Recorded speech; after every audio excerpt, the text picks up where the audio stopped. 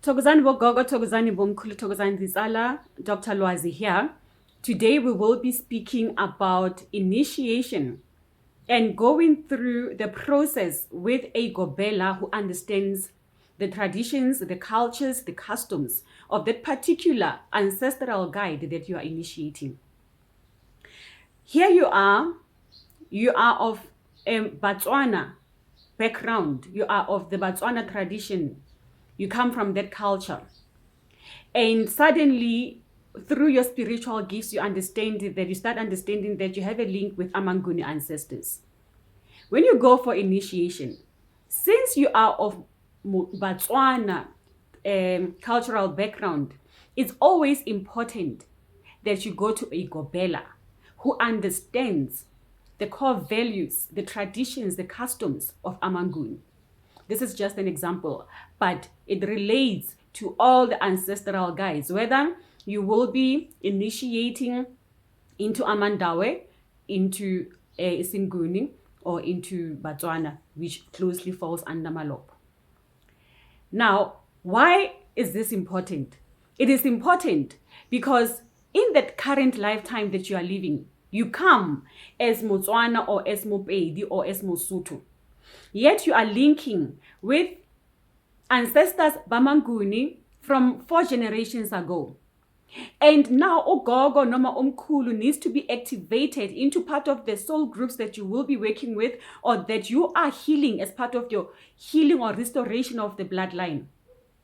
For that to happen, for you to now activate Amanguni ancestors properly, since you come from the Botswana clan, you are going to have to observe certain traditional customs and rituals, which are in addition to those traditional, to those rituals which are to be observed as Isangoma, as a healer who's undergoing initiation. There are certain set rituals that are to be observed. But then also because of this other ancestor that you have, that is part of your bloodline, you are to get your Gobela to give you the history, the customs, the traditions of that particular spiritual or the particular ancestral guide that prevents many mishaps, in a sense that you are now post-initiation, you are at home, you are starting your healing practice, and they realize that there are certain rituals which were not observed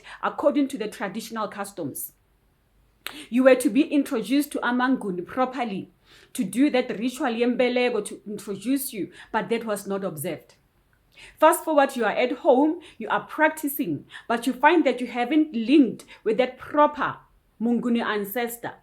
And you believe that the spirit guide that is coming forth, that is saying they are the Manguni ancestor, they may be the bogus, impure, improper spirits, because you were not, you've skipped certain rituals which are under normal circumstances to be observed by that particular culture, since you are being initiated as a healer within that culture or tradition.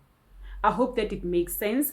And when you go, it doesn't matter what traditional culture you're coming from, but when you are spiritually gifted, and when you are sent in spirit, you grow in spirit, and the spirits, they keep coming. Today is Amakosi, tomorrow is Nguni, the next day is Omundao. You need to get to a point where you are, if they need you to initiate, where you are going to initiate, you ask them to truly show you the proper Gobela who will teach you.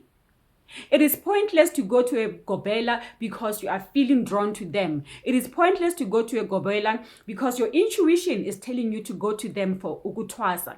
It is pointless to go to a Gobela because this Gobela speaks fluent isiZulu. They speak nice isiZulu. They understand isiZulu. Therefore, they will be able to teach you how to twasa isinguni. There's a difference there. The Gobela must understand the customs, the cultures, and the traditions, to know that if this happens later on, it's now 5 years later, you are still falling under that Gobela as the one who initiated you.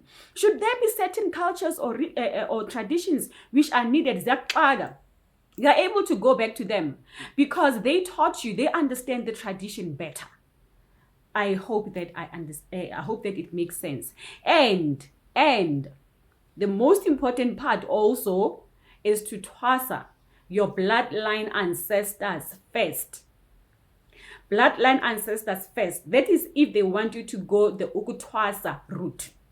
Otherwise, if they are using the prophetic gifts, they will want you to either go through a church where you self-initiate for them to teach you. When we say self-initiate, it doesn't mean you are sitting at home in your bedroom, just listening, waiting and to listen to your ancestors to say, today do this ritual, tomorrow go to the river, tomorrow do this, now we are initiating you. It doesn't work that way.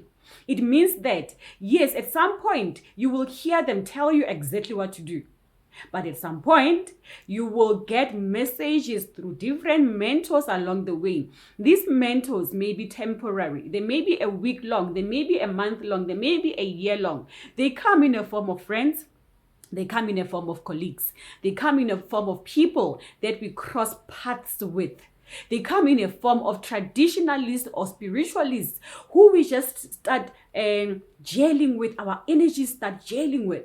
And eventually what happens is what? What happens is we grow in spirit, we ascend in spirit through the energies that we have been linked with as we develop in our spiritual journey. That is how ancestors will say we self-initiate you. Thokozani.